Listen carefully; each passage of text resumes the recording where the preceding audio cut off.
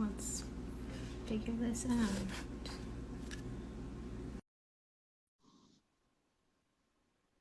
Just gonna go. Hello? Hello. What's going on? Nothing much, just average Wednesday. How are you? Oh, great, man. Yeah, good. I'm back from tour. Sorry, one of my dogs is chewing his rubber chicken chew toy. Stop it! Oh no, I love it. That's the It's thing. fairly average. It's not.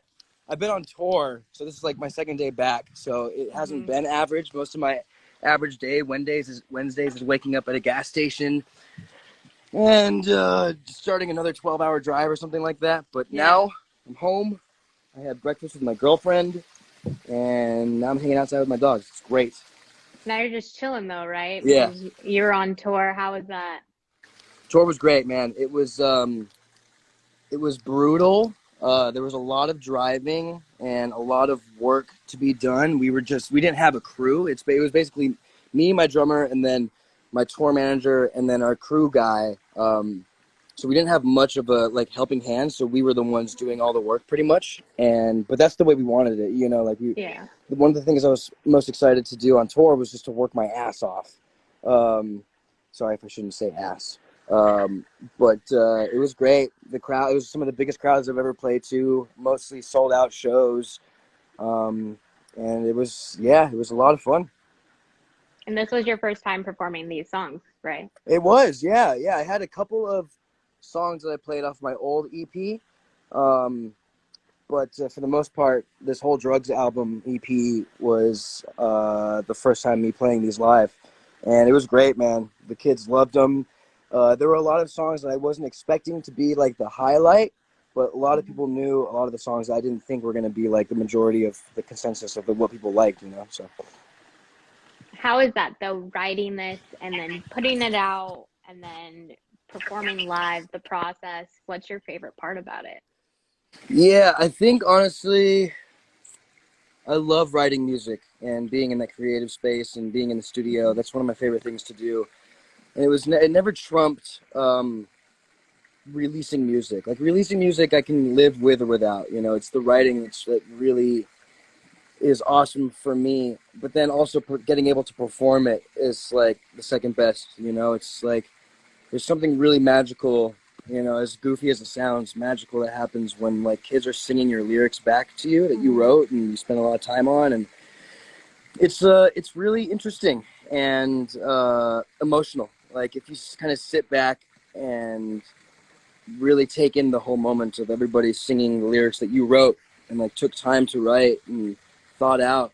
It's definitely like a emotional process, But yeah, writing and being able to play them live is probably my favorite out of the whole entire process. When did the writing for this specific EP start? It started about a year ago, a little over a year ago.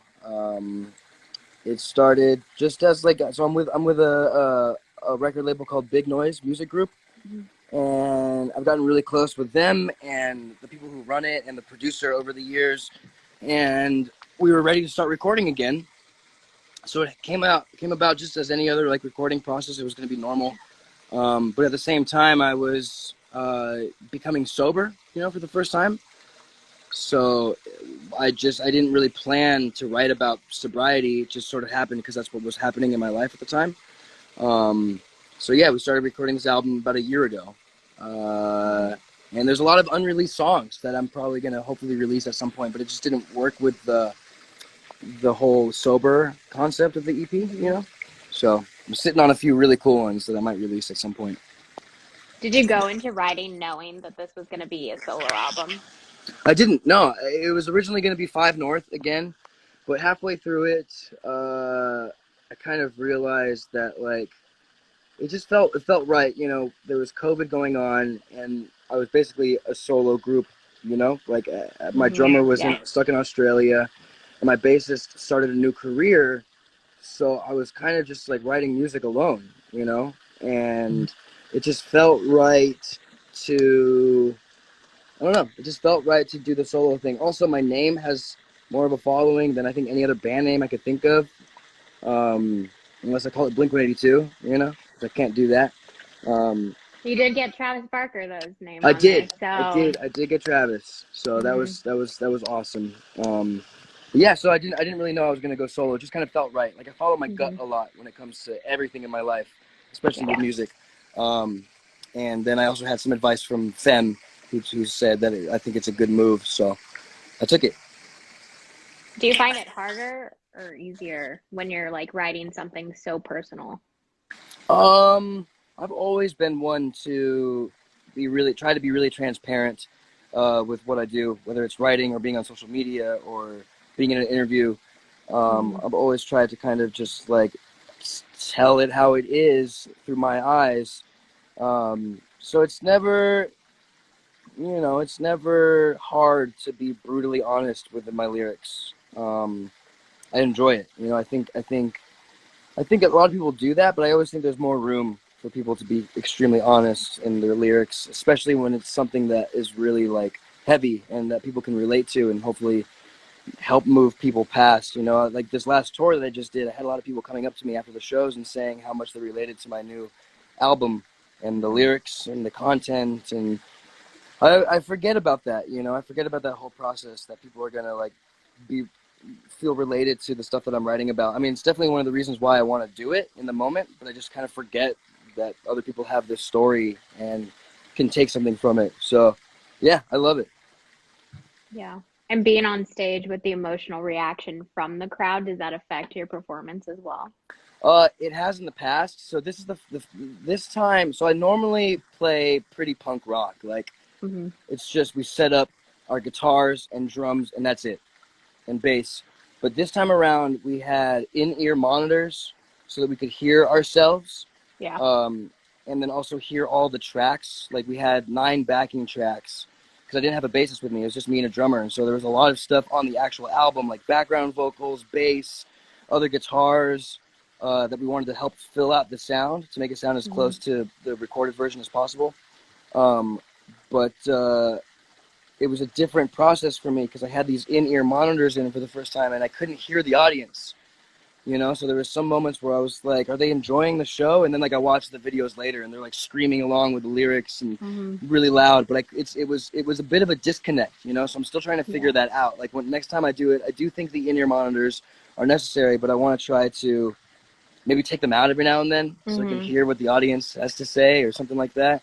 Um, but it is. I definitely have gotten emotional on stage before and started to like cry a little bit, but I didn't. I quickly recovered. It's Yeah. emotional. Especially when the Yeah. song is really has a deep meaning for me. Like I wrote a song about my mom who passed away, and this was in my other band. And being able to sing those lyrics on stage and have the kids sing them back to you is like it's unreal. It's hard to describe a little bit. It's emotional, man. It kind of just like Hmm. hits you in like a place you didn't think that would hit you. You didn't think you'd be crying on stage at a punk rock show. Is it therapeutic in a way, though, songwriting something so personal? Yeah, it is. I think the most therapeutic process is when somebody comes up to me and tells me like, "Look, I'm going through the same exact thing. I totally understand Hmm. what you're going through, and it's really helping me." Like being able to help other people who are in my position or are in my position is, I think, the most therapeutic process. Like if I'm having a bad show or if I feel like I didn't do that great, and people come up to me afterwards and say like they really connected with the music, I'm like, oh my god, I'm rejuvenated. Like I'm ready to go Yeah. again. Writing music is I guess therapeutic. Getting it out there. I just love being creative with my lyrics, how I phrase them, what the song's about, how they fit into the music sonically. Um, so like, I don't know if the content, getting it off of my chest, is therapeutic because I'm a pretty open book. I like to talk about. I don't really hold anything back, but the Hmm. way that I write creatively is therapeutic. It's just nice to exercise that creative muscle. Hmm. And was songwriting always one of your goals? I mean, I know you started off acting, but was that always the musical side was always there? Absolutely, yeah, yeah. It came about like, see, I started acting when I was about 6 years old, and that was like too early for my cognitive brain to really like start thinking about things creatively. Hmm. And then I found music quickly afterward, and I started writing music before I started writing movies or things in my head, like TV shows. I have always had like a lot of ideas of movies or TV shows in my head, and then I eventually got old enough to write them down on paper. But I started writing music first. Like Hmm. before I even picked up an instrument, I started writing lyrics. So it's definitely, yeah, it's definitely something that I've always wanted to do, and it's just, it really, there's something about the creativity that coincides with writing lyrics and writing music that is just different and really relieving and satisfying as a creative person. It's just something Hmm. so, you can do so many things with it, whether it's like writing a certain phrase to a guitar line, or in the editing process of when you're editing, adding the production value of just weird little noises, and you're just really trusting your gut a lot when it comes to writing music. You know, it's like it's like your soul is speaking. If you like, just kind of just like quiet your mind and everything else, it's really, to me, if you just follow your gut, that's where everything comes from. It's bizarre. I don't really know how to describe it other than just like following your gut. It's like, I didn't. How do I know that this sound? Like, I can hear a song before I write it. I can almost hear it in its entirety before I write the song, just in my head, and it's just like It's like my soul wrote it. I don't know. It's bizarre. Hmm. Does that make any sense? Is that too Yeah. hippie? No, not at all. It makes perfect sense. I mean, as a songwriter, I feel like you, I mean, you either got it or you don't. And I feel like when you do have it, like you said, you already have the song all written in your head. I Mm-hmm. mean, that's just like a proven skill set that you have as a person. Yeah, yeah, definitely. It's something for me. It was, you can definitely hone in on it and try to exercise it and have it be something that you learn from and grow over the years. Hmm. But it does almost feel like something that you're kind of born with. You Yeah, know, for like sure. early on, I just started writing lyrics, and it's just like I didn't get in the way of it. Like I didn't really analyze what I was writing about. I just kind of just followed my heart when it came to writing, and that's how it's always been. And I do get better over the years and experiment and try to come up with, like, I don't know. You do evolve, but it does come from a place that's kind of you're kind of born with, I think. Hmm. Do you remember the first song you wrote? I do, yeah. It's really weird. It goes. I was like 12 years old, I think, or maybe a little bit younger, and I didn't write any guitar to it, but I wrote the Hmm. lyrics, and it's weird. It's like punk rock, but it goes. Today I woke up a different person. It seems like I have no reason to live. And then I swear in it. I go, effed up with 100 excuses. I'm so goddamn useless. One's cool with a total mojo. No more. 1, 2, 3, go. So I don't really know. I don't know how a 12-year-old, Yeah. why I would write that. I mean, I listened to a lot of Blink-182 and a lot of punk rock, and so there was a lot of inspiration from those Hmm. guys. But it's like I'm talking about not having a mojo anymore, like not having like it's like a swag or whatever. I don't even know That's wild coming from a 12-year-old, pretty goofy, honestly. right? So that was the first song I ever wrote. I don't even think I completed it. I think it's just that one verse. You, it's you're still going with the pop rock, the punk rock thing though, right? Like, is Yes. that the genre that you feel like you're most comfortable with? Yeah, yeah, that's a great way to put it. I like to write kind of everything. I've Hmm. like experimented with like cinematic movie scores and hip hop and country and rock and everything, but definitely the genre I'm most comfortable with is punk rock. I don't know if it's because it's the first genre that like I really felt connected to. Like I Hmm. had my parents show me their music when I was really young, and I fell in love with it. And then also my older brother showed me his music, which is like Metallica, um, and then Blink-182 and punk rock is what I found. Like that was Yeah. my discovery on my own. So it's very precious to me. Um, but it is the thing I feel comfortable the most writing. It feels really authentic. I grew up around it. It inspired me in a bunch of different ways. It was the first concerts I ever went to. Hmm. Um, the first time I really felt like a young adult. Going to a concert by yourself without your parents was Warped Tour for me, and I don't know. It was just something about the genre that I've always really connected with. I think it's because I've always felt out of place too. Like with my career in acting, Hmm. I, as much as I love it and I love being creative, and I've just never really felt like I belong in that world. You know, like I don't really have much in common with other actors unless I can talk about music with them or skateboarding or Hmm. something. Um, but that might be one reason why I connect so much with punk rock, because they're like the outcasts, they're the kids that Yeah. don't belong, the misfits or whatever, or at least that's what it used to be. And I really found my place in the punk rock world. I just loved going to shows and moshing and picking people up when they fall down and getting covered in tattoos and skateboarding. And I don't know, it could be a product of my living situation too. I grew up in Southern California, and all you do is skateboard there and listen to punk rock and go to punk rock shows and do stupid stuff with your friends. And it's just, I don't know. And I also grew up around the American Pie movies. Those are my favorite movies growing up, and Blink-182 was sprinkled all throughout those Hmm. movies, and punk rock. And so it's just a product of my growing up and who I am. I just really connected with it, and I do. It's the genre I feel most comfortable with. Long story short. I mean, it makes sense. And it's making a comeback. I mean, slowly but surely it is coming back. Yeah. You mentioned acting. Do you have any acting, like experience acting that you have taken or skills that you've gotten from acting that you put towards songwriting or towards performing on stage, Hmm. would you say? Yeah, sure. I think performing on stage definitely is something I've gotten from. I mean, I've only acted in front of like a live audience a couple of times, Hmm.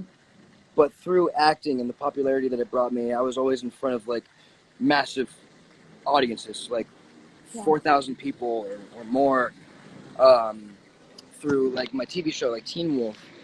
Um, so I think that really helped get me fairly comfortable on stage. Hmm. I don't really get nervous to go on anymore. I get really excited and a little anxious, and I feel like I'm going to throw up a little bit, but it's mostly just excitement. And I do feel fairly confident on stage. There's sometimes where I'm like, I'm judging myself, or I feel like I could be doing better or saying funnier things to the audience or getting them engaged more. But I think I'm just hard on myself. Um, but I do think that being in front of the camera for so many years and just in front of people, kind of like just being myself, Hmm. um, has gotten me really comfortable on stage. But it's interesting because like this last tour, I was the only one with a microphone on stage when we were performing. And normally, whether I'm in a band or I'm on doing a panel for my acting, or I'm on stage with a bunch of different people, I have like people to like bounce ideas off of and joke around with. But it's just me. So there is this added pressure of engaging the audience, as much as Hmm. possible, and trying to make them have fun, or making sure they're having fun, and saying stupid stuff. And I kind of had turned it into a sort of a stand-up comedian routine. I think there is something to say for artists who can be really inspirational on stage and say like heartfelt, really deep things. And I will Hmm. every now and then, but I want these people to have fun, and I don't want them to think too hard. So I kind of just turned my routine into like a stand-up comedian routine. So I'm still trying to nail it down. I didn't have anything prepared at all, uh, Hmm. but it's interesting. Yeah, I do think that I pulled that from. I got comfortable on stage because I was comfortable in front of a camera in front of a lot of other Hmm. people before, so it helped. Do you find that different locations react to your different performance on stage? Absolutely, yeah. I find that places like Los Angeles and Brooklyn, Hmm. there's a vibe where people are a little too cool to have fun and completely let loose. And I always forget that before I go on Hmm. tour. I'm like, oh, cool, home show, LA show. It's gonna be so much fun. Everyone's gonna like be stoked and have like a great time. LA is known for music, blah blah blah. And at these shows, they're always like the first LA show. People just seemed a little bit like guarded or something. I don't know if it was because it was their first show since COVID or Hmm. what, but the second show in LA was awesome. People were having a lot of fun. They really let loose. But it was the same vibe with Brooklyn. I don't know. It's interesting because I do judge myself on sort of the audience's Reactions. reaction and Hmm. attention span, you know. And I feel like if they're not having fun, I'm doing something wrong. So it's interesting. And then when that happens, I usually just start saying something really stupid, like really gross jokes, or I don't pick on people, but I will like point people out, or just like I'll go to the person who looks like they're having the least amount of fun and just sing like in their face. So I try to play into it, you know. I try not to Hmm. take it too personally, and I really try to like acknowledge the fact that like they're not having that much fun, or they could be having more fun, you know. Yeah. But there are definitely, yeah, different states that do like to have more fun. It's interesting. I think like Midwest seems like they have a lot more fun, and so does the East Coast, like Hmm. Boston and Detroit. Detroit's more in the Midwest, but those shows were some of the best that we've ever played. Everyone just had so much fun, crowd surfing, people jumping on stage. It was awesome. Is there one song that people reacted most to? I mean, definitely the singles that I've released, like "Shut Up" and "Happy." Um, but there was one song called "Someone Else's Dream" off of my new EP that a lot of people seem to really enjoy. Hmm. And I would watch videos afterward, and people are like singing all the lyrics to it, and that was really cool and surprising. For some reason, I didn't think that. I mean, I love the song. It's one of my favorite songs, and I didn't release it as a single, so I just thought maybe it was going to get lost in the release. But Hmm. people really loved that song, so that was the biggest surprise I think, where people were singing a song I didn't think that they were going to. It was cool. So with you going into music now, and now we have a Teen Wolf movie on the horizon, can fans hope that you'll be on the soundtrack? Oh my god, I hope so. Yeah, I'm trying to get. When I left Teen Wolf, I was a producer. I directed an Hmm. episode. I was the lead, and I even had a song in a scene from like the first season. So I'm always trying to do everything I can creatively to be involved in the show, whether it's producing, Hmm. writing, directing.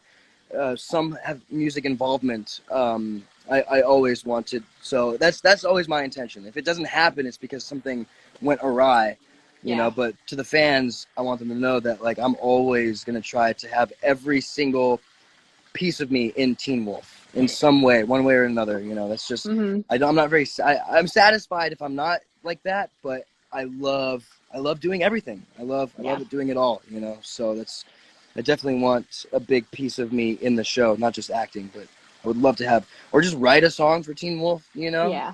that'd be so cool. Not have them pick a song that I've already written. Actually, just write one so it like fits the show really well. So we'll see. What do you want to see in the movie? Oh my god, I don't know. Honestly, I don't. I don't know, and I don't really care.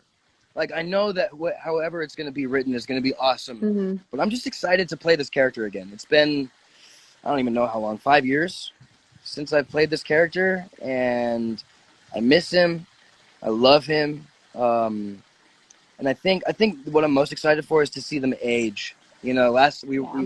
we were in high school for what seemed like 10 years.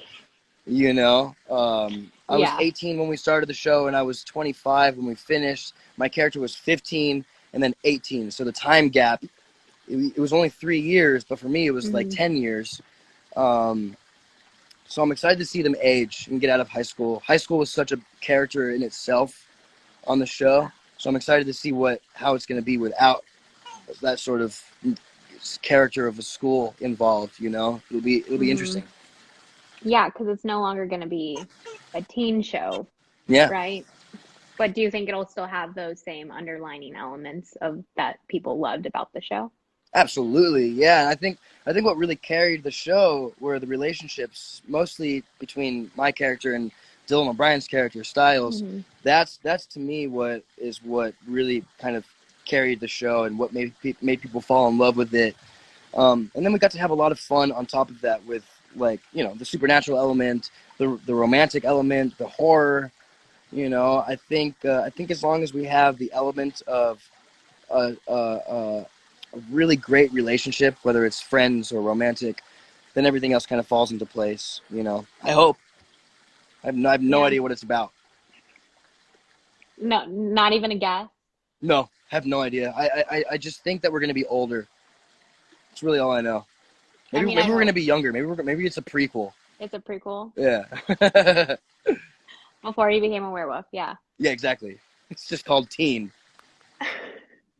So since it's October, it Yes. is Halloween month, also Hispanic Heritage Month. We're talking to Latinx actors, talent, and we were wondering, do you have an underrated TV show or movie or Latinx performance that you would recommend to everybody?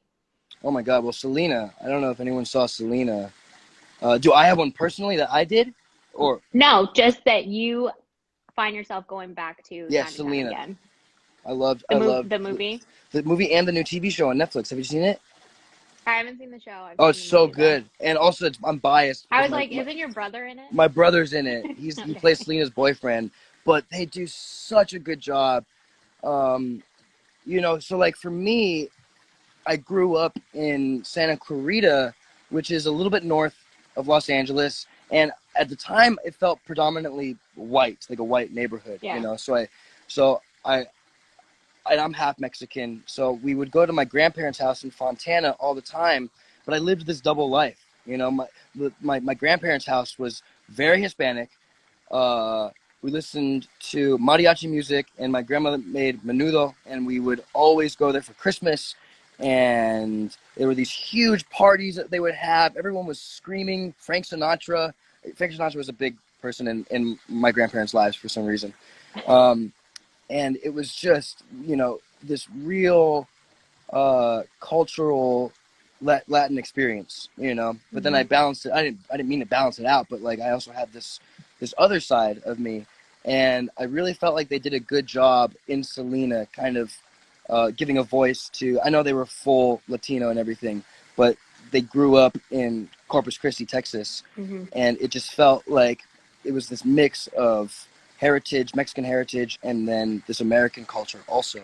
So I felt like they give a voice to that, to kind of who I am. You know what I Hmm. mean? And so that's why I think I also like attached myself to that show, just because I was like, oh, that's kind of how I grew up. They didn't grow up speaking Spanish. She became a Spanish speaking singer because that's what was selling. That And always blows my mind, that right? fact about how she didn't speak Spanish. And like in the movie, when she's doing interviews and she's like, I can't speak Spanish, but Yeah. she had multiple songs just in Spanish. Yeah, it was really cool because that's how I grew up. I Hmm. didn't grow up speaking Spanish, and so it was nice to see that and to have like to give that sort of heritage a voice. Uh, so yeah, Selena for sure. I think people need to watch that immediately. Yeah. And everybody needs to support your brother as well. Yes, 100%. He's so good in it. So with Halloween coming up, a few fun, we're just gonna have a few fun, rapid Halloween questions. What was your favorite Halloween candy as a kid? Oh my god! I mean, I loved Nerds Rope, but that doesn't really seem like a Halloween candy. I'm a classic candy corn guy. And also the candy corn Really? pumpkins. Those little like pumpkins that are like Hmm. candy corn texture and flavor. I loved those. They just reminded me of Halloween. I didn't not like them. I know a lot of people hate them. So I was able to tolerate the taste, and Hmm. it just immediately felt like Halloween to me. But I mean, I loved candy. I still do. Like Nerds, anything sweet and fruity, loved them. Do you Skittles. have a favorite Halloween tradition or fall tradition? Well, so my birthday lies on not on Halloween, but October 18th. So it's always been this month of just like extravaganza, and there's something about, like, I'm sitting outside right now and the weather is different. There's like this mysterious breeze in the air. I can never really describe the month of October other than just like mysterious nostalgia. It just feels so good to me. But I used to have a lot of haunted house birthday parties when I was a kid because it was so close to Halloween, my birthday. But the traditions have kind of died down. Being on tour and seeing the East Coast, different elements of it that I hadn't seen before, I really wanted to go trick or treating on the East Coast. There's just some cute neighborhoods that are just quintessential, like Hmm. hocus pocus neighborhoods. They just look like straight out of a movie. Um, and I really want to go back to the East Coast and trick or treat, but we might make do here. There's some cute neighborhoods around here. I was talking to my girlfriend about it yesterday. I was like, "Do you want to go trick or treating with me? Do they give you candy? Would they give me candy? Yeah. I don't know. I could make look like I'll wear a costume so they won't see that I'm I a man. They might just think I'm a big see. kid. I You tried know? to trick or treat when I was a senior in high school, and they were like, "No." Seriously? Yeah. You should have come to my house. I never would have turned you away. And That's I was awesome. dressed up and everything. I That's didn't. so lame. Yeah. They were like, "No." I was like, "Damn, That's so I need to mean. go get my little brother." Yeah, for real. Um, but yeah, Dia de los Muertos was also something big in our family. I spent a Hmm. lot of time in Mexico as a kid filming, and it was sort of always around like Halloween time when I was down there, and I really got hit with like Dia de los Muertos, and I just loved it so much, and I love the sugar skulls, and I've always wanted to involve that and keep that tradition going. So I tried at some point, try to like decorate the house kind of like Dia de los Muertos and just pay homage to my heritage and where I came from. Hmm. Also, it's such a cool holiday. I just love it Hmm. so much. Like it's creepy. There's something really entertaining and fun about it, but it's like it really embodies Halloween to me. It's just it's like some of the puppets or the piñatas that they make. It's creepy looking, and I So love it. creepy. But piñatas are the best. They're the That's like the best. best party gift ever. I know. I love them. Your favorite go-to Halloween movie or like comfort film. Doesn't necessarily have to be scary. Comfort film. I don't know. I gotta think of a good Halloween movie. I just oh. There's this great movie called Monster House. It was an animated movie. You know what I'm talking about? It's Yeah, this where house that the comes to life, and then my friend yeah. Sam Lerner plays a voice in it. But I love that movie. That's just the vibe I want. It's like it's so much like Hocus Pocus vibe. It's Hmm. that East Coast sort of neighborhood that I'm talking about that I just want to go trick or treat in. And that movie gives me the biggest Halloween vibes out of all of those Hmm. movies. So Monster House is great. And then I love spooky movies too, like old school ones, but like Halloween and Friday the 13th. But Michael Myers, Michael Myers. We used to watch those movies a lot as kids, and so those are kind of like staples and traditions in our life still, and they're just so creepy. And they're just praise. I just love the East. I think they're on the East Coast. There's just something about Yeah. East Coast Halloween neighborhoods that's just perfect. Your favorite Halloween costume you've ever done?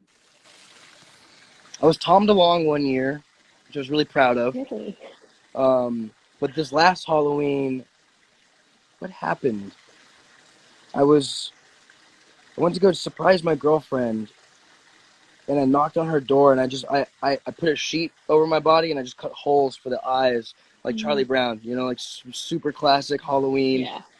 And that one was fun. It wasn't really there wasn't too much thought put into it, but it was passionate. It was a passionate costume. I definitely got Hmm. crazier when I was a kid. My mom would make me costumes all the time. She made me like a Casper costume. She would face paint me like as Dracula. Um, but as I got older, I just kind of spent less time thinking about them. You know, Hmm. people tend to do like pop culture costumes a lot. Like I think a lot of people are doing the Squid Game costumes. I've never seen it, but I saw online that that's like the most sold costume for this year, the Squid Game costumes. And I try to stray away from that. Like I want to do stuff that's really unique and has Yeah. nothing to do with pop culture because some of those aren't very scary. Halloween Hmm. costumes now are more of like a costume contest rather than like a scary contest. So I try to do stuff that's really nostalgic. Like last year or 2 years ago, my band and I played a show on Halloween, and we dressed as Dia de los Muertos, like a dead mariachi Hmm. band, and I loved that. Because like you don't see That's that so too fun. much. It was so fun. We just painted our faces like skulls. We had this awesome mariachi outfit, and then we played a show like that. It was so cool. So like I try to do stuff like that. Yeah. I mean, you gotta get into the mood or else it's not fun. Exactly. And lastly, as a Scream alum, what's your favorite scary movie? Ooh. I was just watching Signs last night, and there's something about that movie that's like jarring. It's really Creepy. creepy. I love aliens, and when it first came out, it just scared the hell out of me. Just because it was so real and a different Hmm. take on like alien invasion. I really liked that movie a lot. The Ring is always the worst, scariest movie I've ever seen. I can't watch it. I remember the first time I saw it, and like she opens the closet and there's that face there. I literally got the wind knocked out of me. It was such an involuntary scream. It was like I was like, "Ah!" It was completely. It was like somebody punched me in the stomach. I didn't mean to scream, Hmm. and ever since then, I've been messed up from that movie. So that's probably the scariest movie I've ever seen. But I was also really young, so maybe now it doesn't Yeah. hold up as much. Um, It's still pretty it's scary. creepy, dude. I don't It is like creepy. it. It's really creepy. It's disturbing, you know, I was her for Halloween once, and I scared myself. Like I freaked myself out. dude. I That's was so like, scary. "What is that? Yeah, I would feel This like it would isn't curse it." me if I was her for Halloween. Probably, So but scary. it's Halloween. Well, thank you so much for taking the time to talk to me Yeah, of about course. everything and all the in-betweens. Yeah, It's fun, it was fun. and I look forward to the movie Me too. and any future tours you're gonna go on or Hmm. any albums. Do you Oh, have anything coming up for the fans that you'd yes, I'm want actually to recording shout out? I'm recording a full length album next month. Um, so that's exciting. I've only released EPs from this point on, and now I'm gonna do a full length album, which I'm really excited about. Uh, Definitely gonna do a lot more tours. Um, last tour, I was opening up for all the bands, and I want to keep moving forward and Mm, taking bigger steps. So I think this next tour I'm gonna do, depending on who it's with, I'm gonna try to either do a direct support. I don't think I'm at the point of a headliner just yet. I've done headliners before, but I want to keep working my way to that. But I just had so many fans come up to me after the show, and they're like, "You should not be opening. You should be either headlining or right before the headliner." You know, I'm like, "All mm, right, cool. So maybe I'll put that next." So definitely got more tours on the horizon. I'm playing a couple of festivals this year, or one this year and then one next year, because this year's almost up. And yeah, got more music videos coming, and everything is. I'm just gonna keep moving in every avenue, whether it's acting or music or touring or editing or whatever. I'm gonna keep doing some cool stuff. So lots to look forward to. well, we're all very excited here at EW to see what comes next. Thank you. Yeah, somebody here says they'd love to see an international tour, and in Germany, that would be awesome. I definitely want. I've toured in the UK before, but I definitely want to come back overseas. So you'll see me there. Everybody will love it, and Yeah. everybody will keep your eyes out. Well, thank you so much. Yeah, of course. Thank you. Bye, everybody. Thank you for tuning into Songwriters Camp today, and we'll see you for the next episode. Thanks for letting me hang out. Of course. Bye.